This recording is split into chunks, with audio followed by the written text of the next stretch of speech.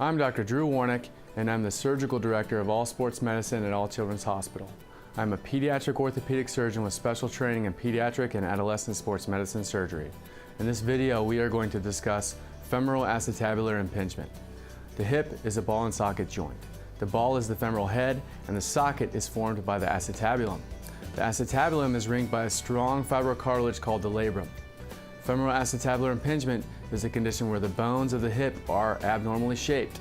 Because they do not fit together perfectly, the hip bones can hit or impinge against each other during hip flexion and cause damage to the hip.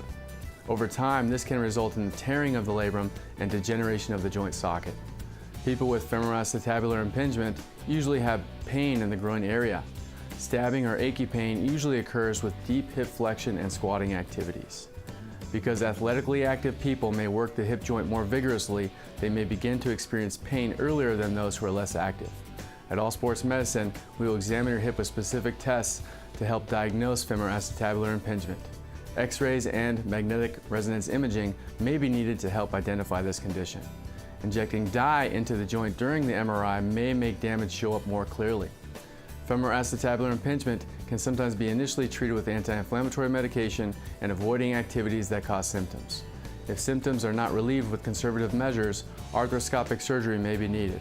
Using cutting-edge techniques, we can place a small camera into the hip joint. Damage to the labrum can be repaired, and any deformity can be reshaped to prevent impingement. Correcting the impingement lesion can reduce symptoms and prevent future damage to the hip joint. Return to activity can be expected 4 to 6 months after surgery. And remember, stay healthy, play safely, and most importantly, have fun.